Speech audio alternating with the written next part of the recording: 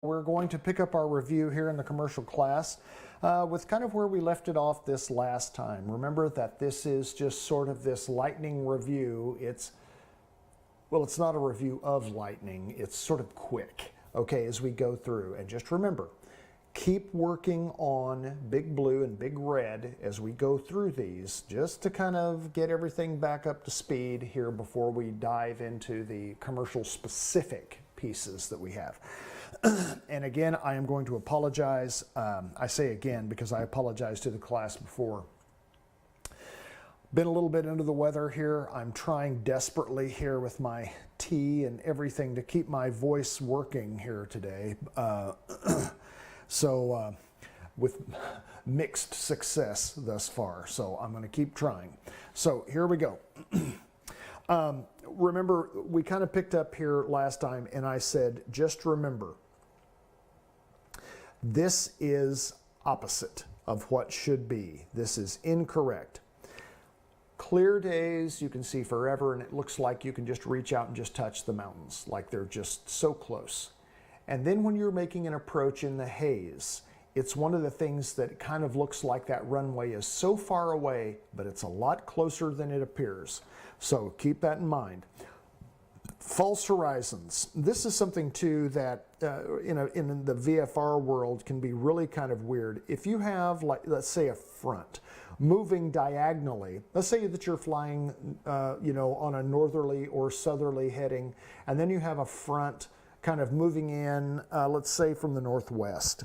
Well, you can kind of have that appearance as sort of that front moves in at an angle above you. You kind of have this weird sensation about what is the horizon, because that slope kind of affects the way that you initially may visually want to fly that airplane. As the example that you see there in 2.16 looks, is that in the top illustration here, this is where your wings are level to the ground, but you can see sort of that sloping cloud layer above you that kind of can be a little disconcerting. In the lower illustration, the pilot has basically leveled the wings to the cloud layer, but what's happening here? This pilot is actually going to put themselves into a right bank and ultimately a right turn if they're not very careful. So that can happen. Not only can that happen at an angle kind of above you, but it can also happen below you. So you can see these things happen. Remember, everything is not completely horizontal, left and right, and at right angles. Things happen.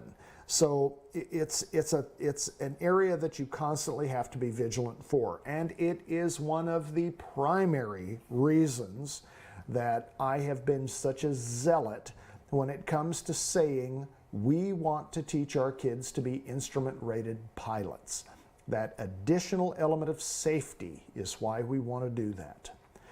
So, again, looking here at other ways that our eyes can play tricks on us is, looking at how do we judge certain things.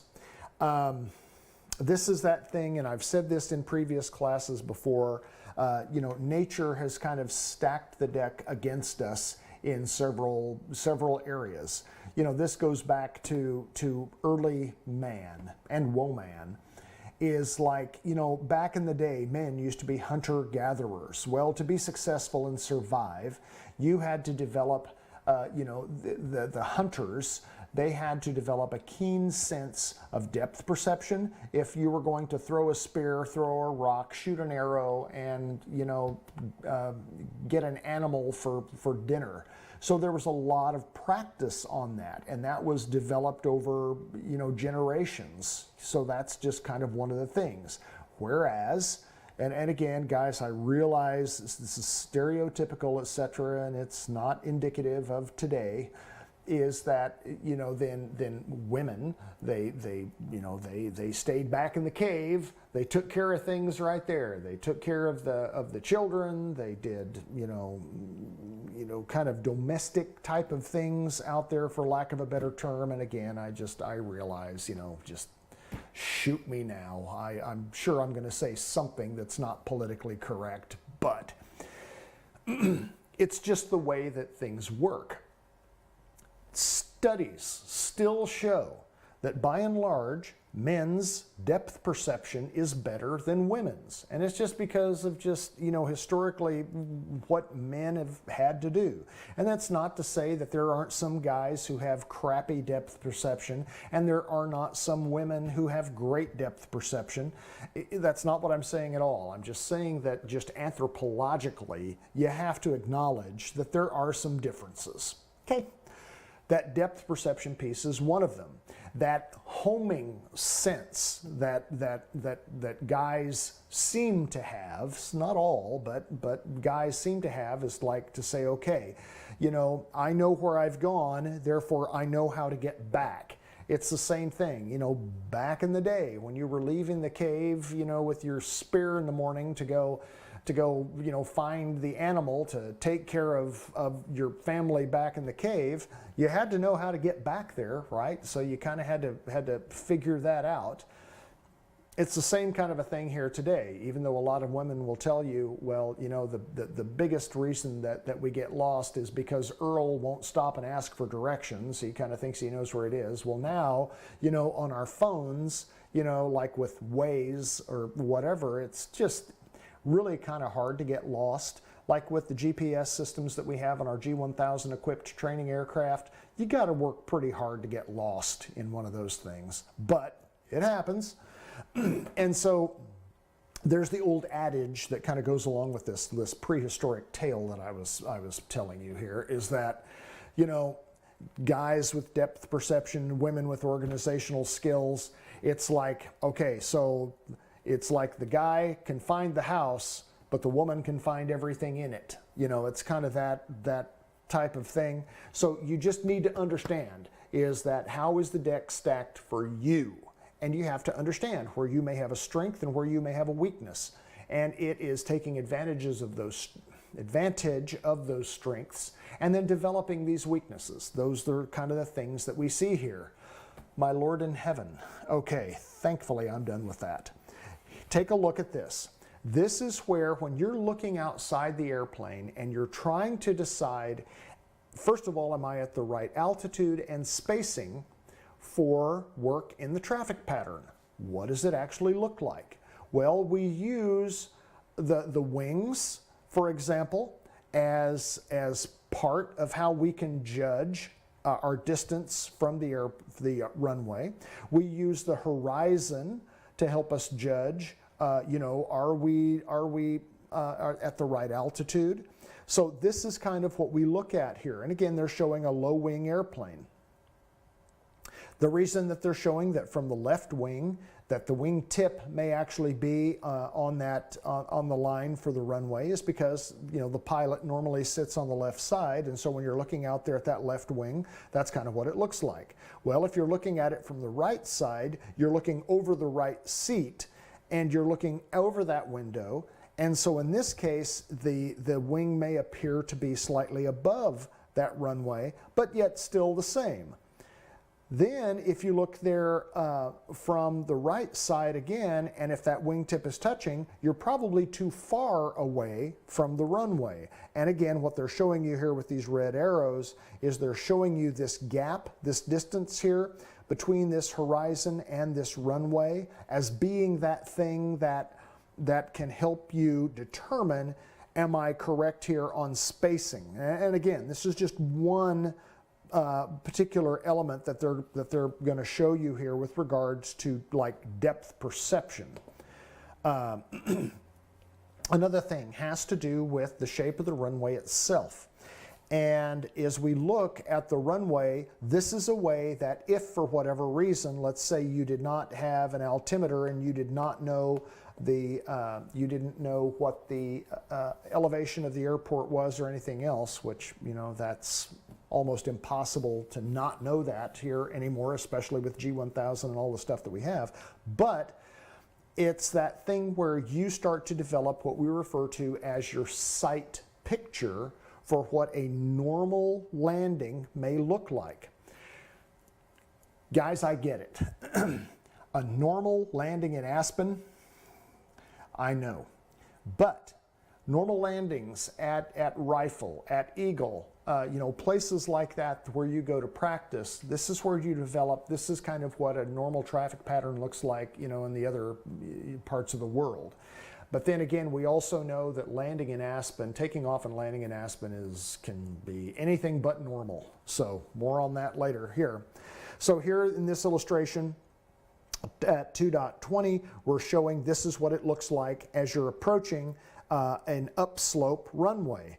Well, this is kind of Aspen with one exception, is that while this kind of appears to be too high, they're showing that this is the correct angle. However, the normal slope to come into land at an airport, normally it's 3 degrees. So it's a pretty shallow approach as you're coming in to land the airplane.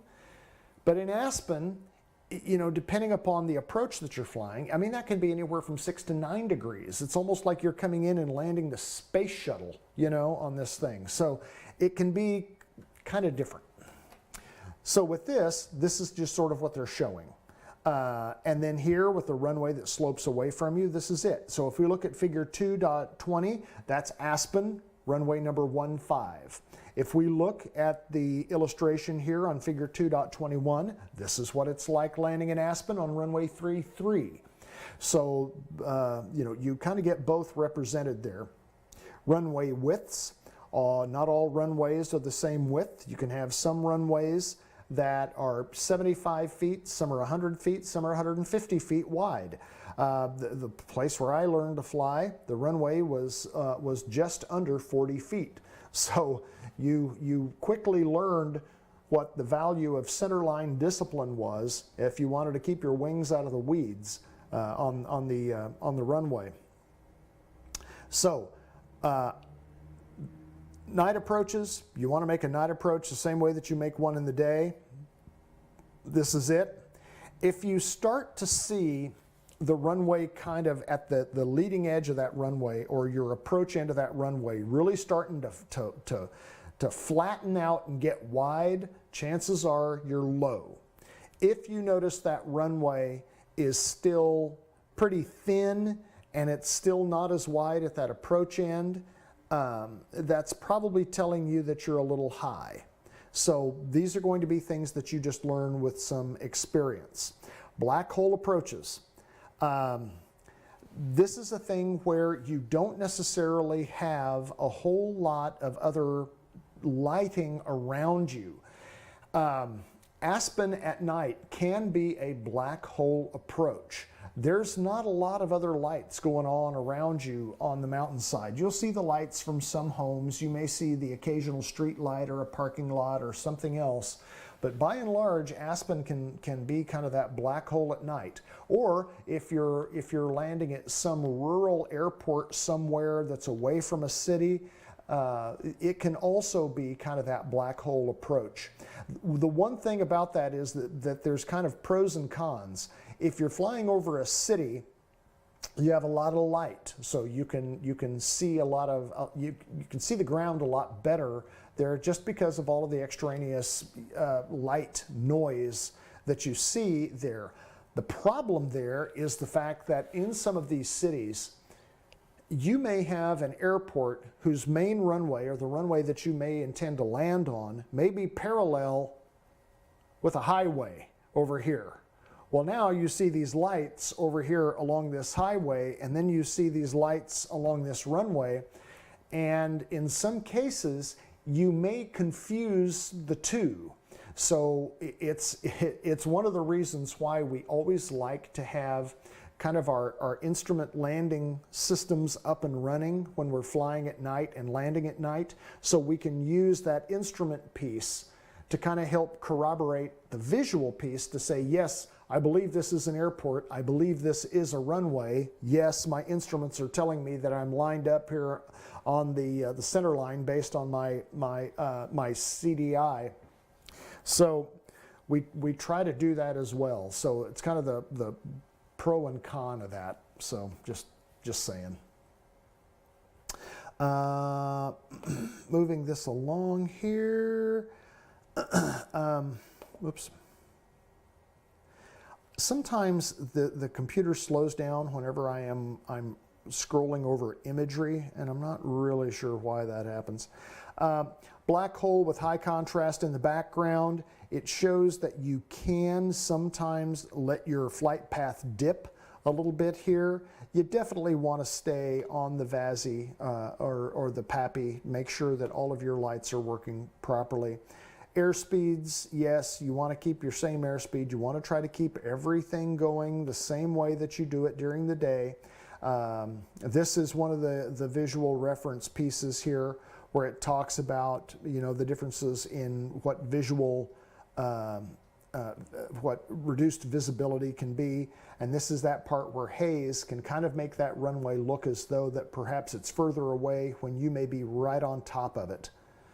So the little guide here, the visual illusions on approach in table 2-3, these are pretty good. Hearing and balance, what? Just joking. Hearing and balance, hearing is very important. We want to make sure that we take care of our ears. It's why we use, you know, the best headphones that we can afford is just to try to keep our hearing intact, because you still need to hear stuff when you're flying airplanes. The structure of the ear, you can take a look here at the inner ear, the structure of the ear, the vestibular apparatus here also is always a crowd pleaser.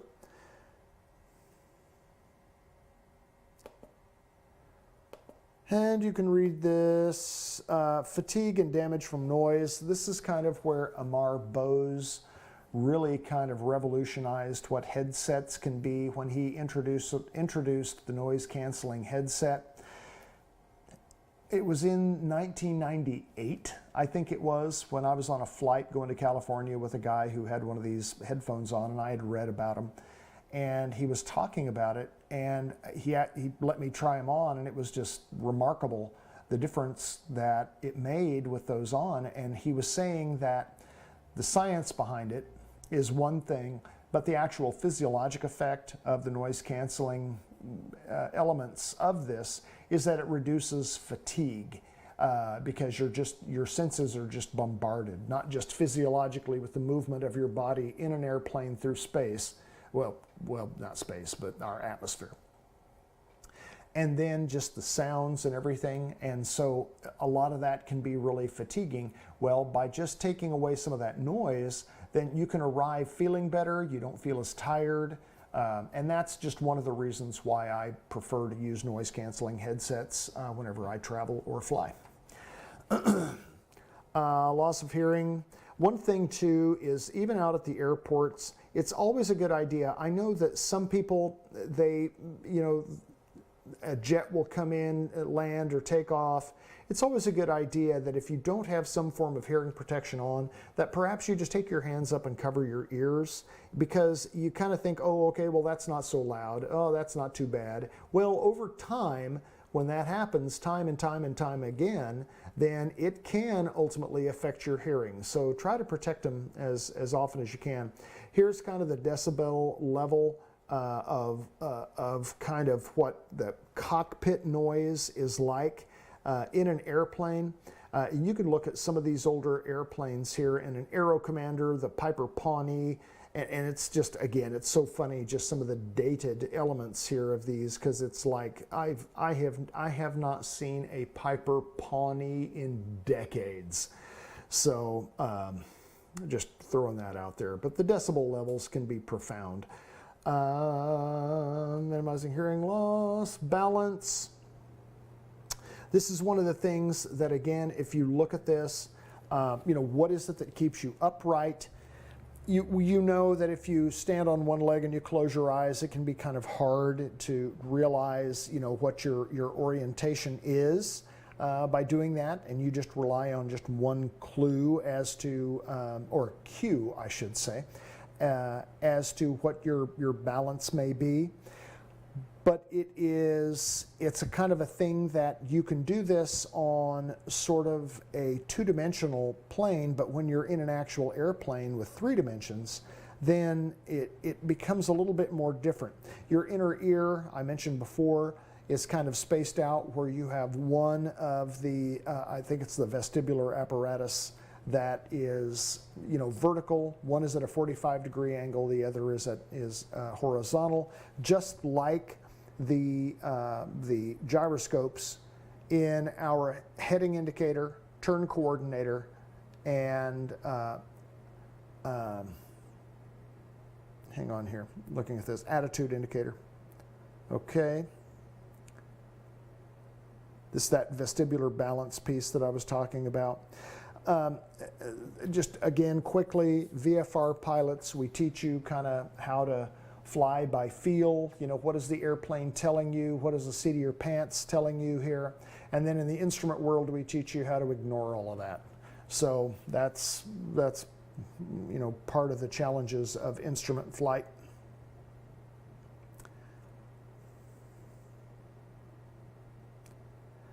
Sensing gravity. Another thing here is that the little hairs that are in these little vestibular tubes here also that kind of sense that movement of things, they act much the same way that accelerometers act now, in our aircraft. And to me, I just always think that it's just so funny how technology mirrors physiology. So anyway, that's just throwing that out there. Yeah, this is how you want to turn. You never want to spill your glass of wine in flight.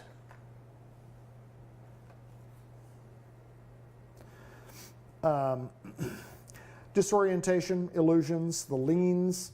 This can happen especially in instrument flight. It's one of the challenges and why instrument flight requires more training.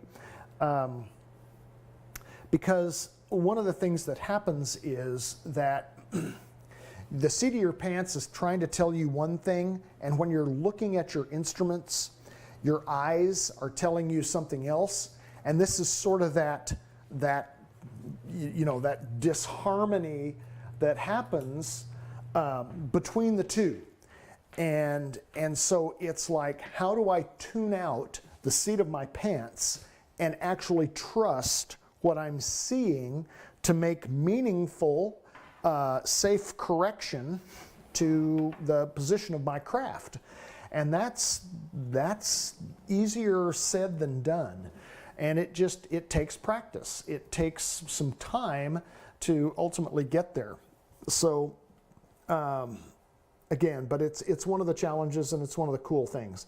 I just remember that in my VFR training, and I remember when they put the view limitation device on and just the difference that it made in sort of how the experience felt to me, and I really kind of dug it. I kind of liked that because it was such a challenge just to kind of keep everything on, because you take the view limiting device off and you can see the horizon, you can see what's going on around you, and it's just like, well, oh my gosh, this is so easy now, after you kind of look at this, through just instruments.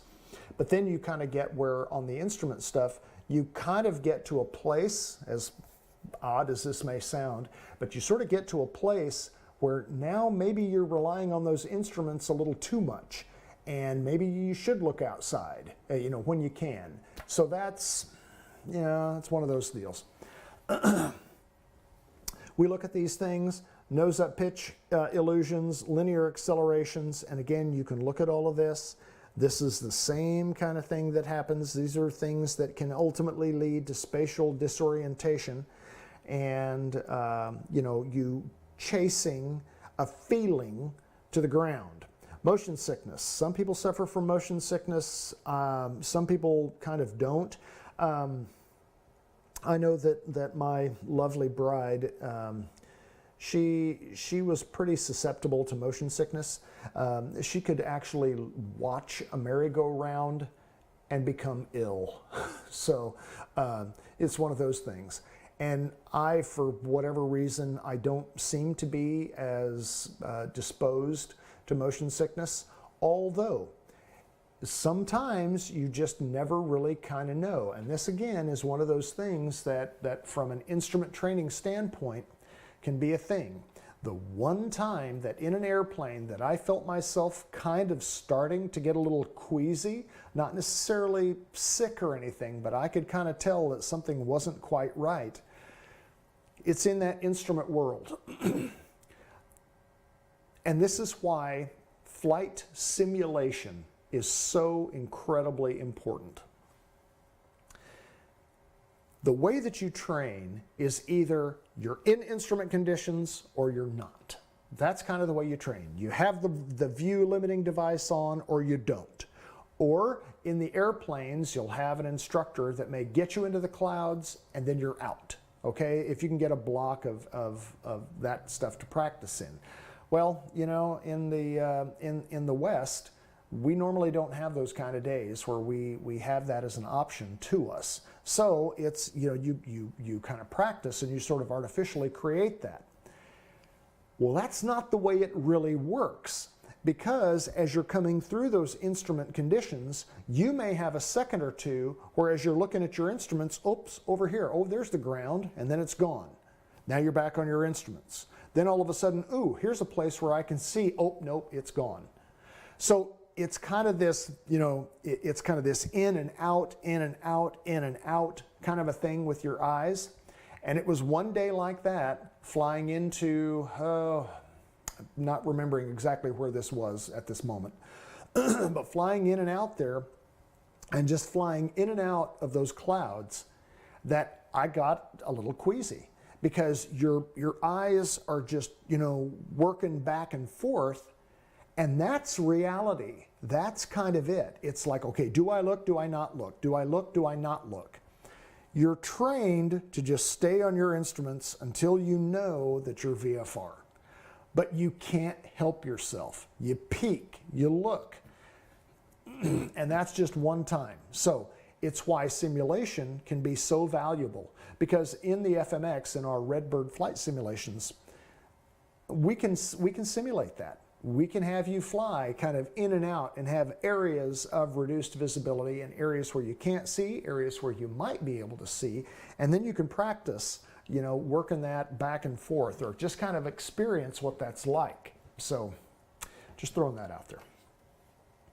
Motion sickness, it tells you kind of some remedies there to kind of help. Another thing is that even if you're not subject to motion sickness, perhaps your passengers may be. So here's just some things that you can do to kind of help them enjoy the flight. You know, these are bullet points of what you can do. Load factor.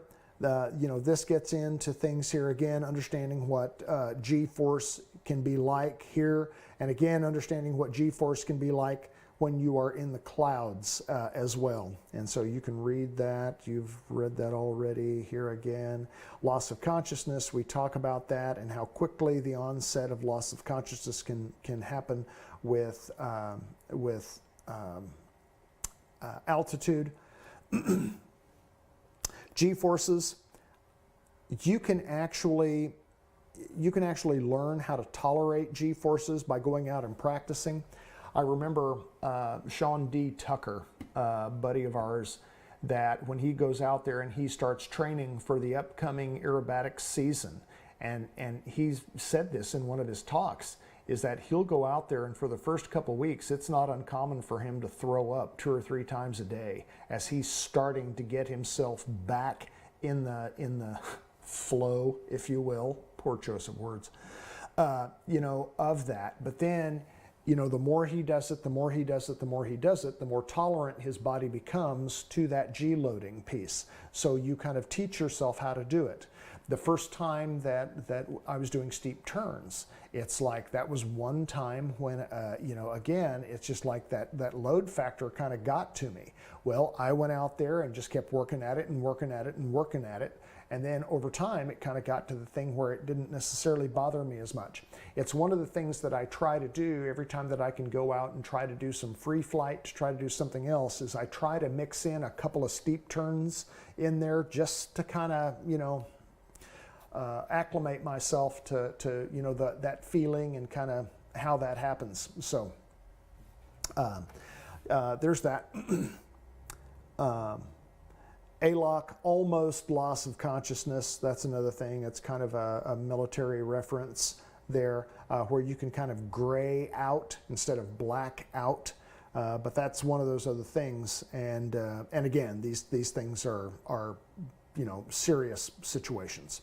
So there's the end of chapter 2. We're going to go ahead and bust on into chapter 3 while we still have some time. Regulations. Okay, now, regulations.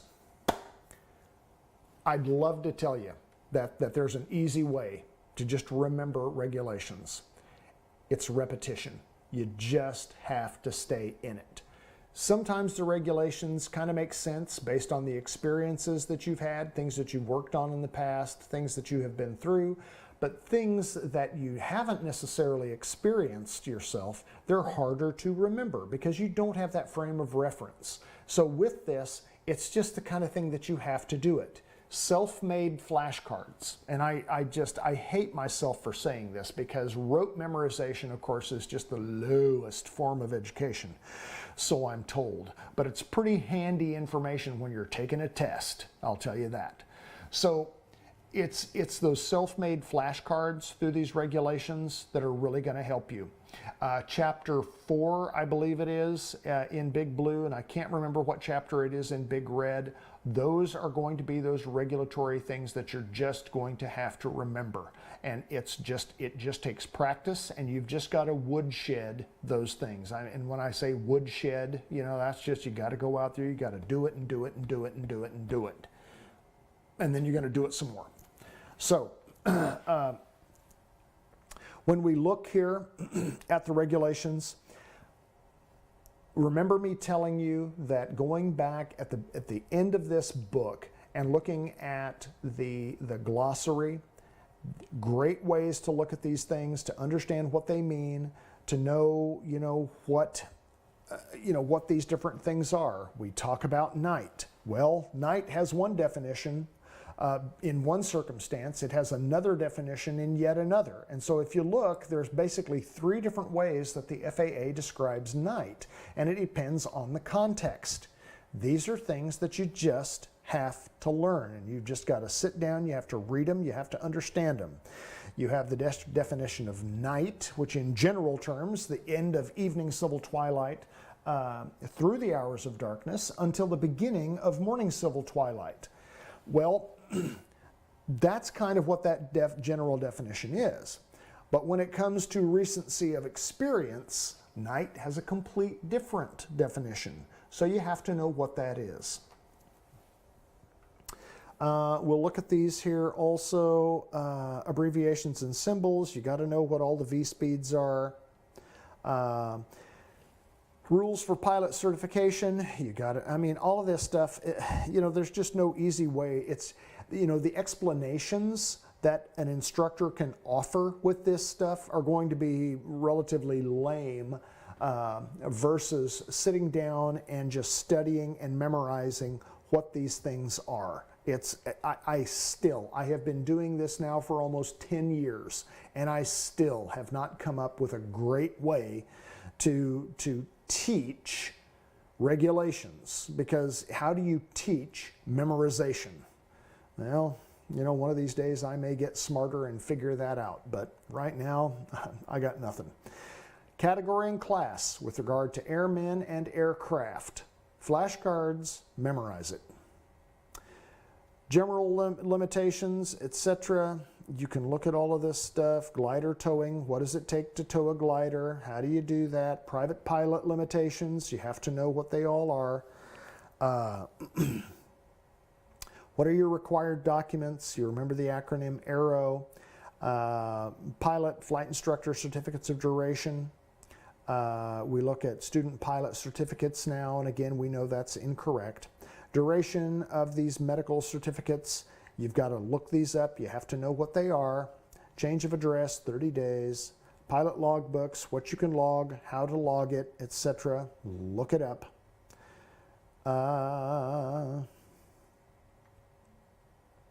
Flight simulators, flight training devices, know the differences between those. flight instruction, simulated instrument flight, certain flight tests. These are going to be things that you're going to need to know what a Part 142 school is as opposed to a Part 61 and a Part 141.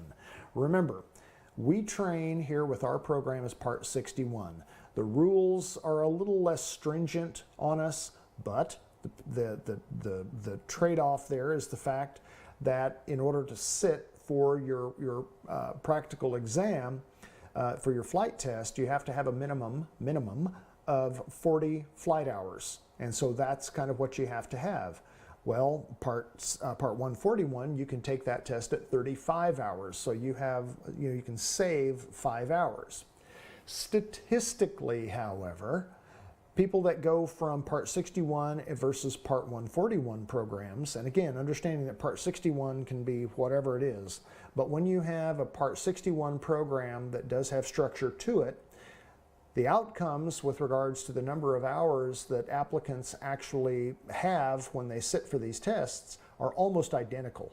So, a structured Part 61 program, even though it may not be sanctioned 141 by the FAA, can still get you done more efficiently and, in my view, safer. So that's kind of the trade-off there. So you've got to know the differences between Part 61, Part 141, and know what a Part 142 school is. Currency. So you have legally, you have currency, you have proficiency. So when you look at this, you have to find, am I qualified? Am I ready to go? Can I go out there and do the deal? Well, you have to know the rules. So there they are. All of these are all lined out here for you. The flight review, your biennial flight review every 2 years. You got to know what that is, the NTSB.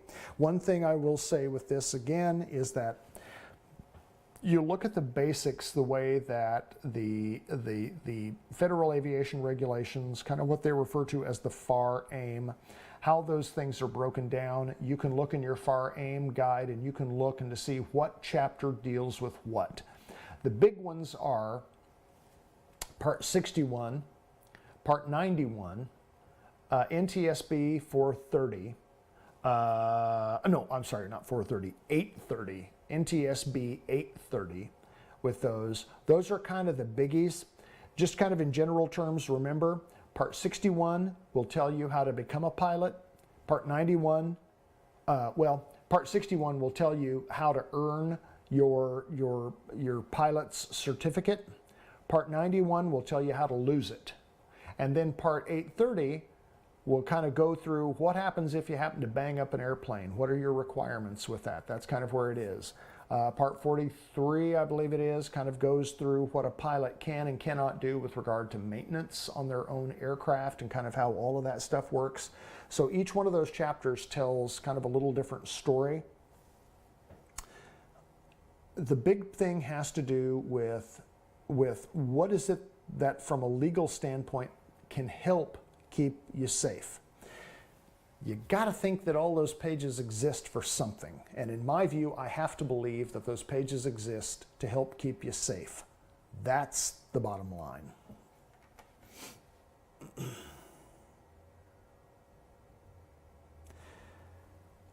Rules for aircraft certification, again, category and class, blah, blah, blah. There's the AERO. That's the stuff that's required. If things get noisy out here, guys, I just saw 2 fire trucks roll up here just going down the street. Hopefully they're not stopping here. And yeah, all of this registration.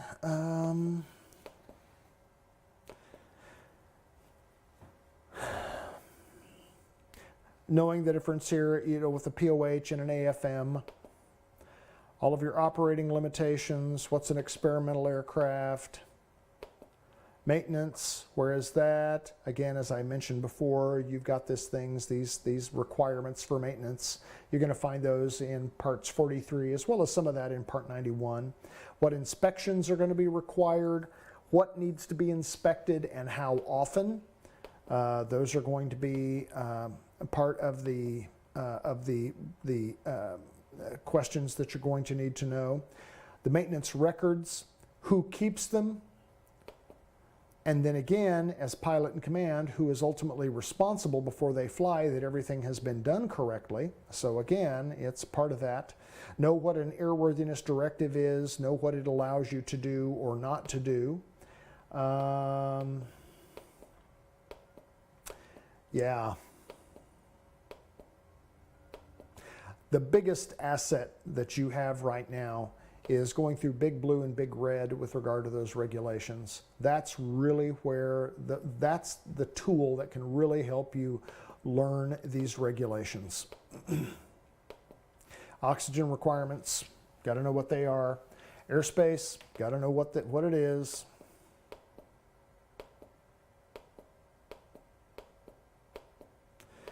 Wow. Yeah. Can you drop something from the airplane? Yeah, you just have to know how. Drugs and alcohol? I think not. All of your pre-flight action, your flight plans, all the information that you have to have, all the information for an instrument flight plan, all of your alternates for flight planning, to know that. Your fuel requirements, what the visual minimums have to be. Again, this gets back into your basic weather minimums, and this is basic VFR weather minimums. This is a pretty good one. You can go back and look at the triangle, Rod Machado's VFR weather pyramid. You can look at that as well. This one's not bad. Understand what special VFR is. And so just kind of press on. You can hear that the old duck on the wall is telling me that our 40 minutes is up. So I'm just looking here, aircraft speeds through the different airspaces, altitudes for safe flight, VFR cruising levels, understand how those are established. Again, remember the magnetic course versus your like a true course. Then it gets into I'll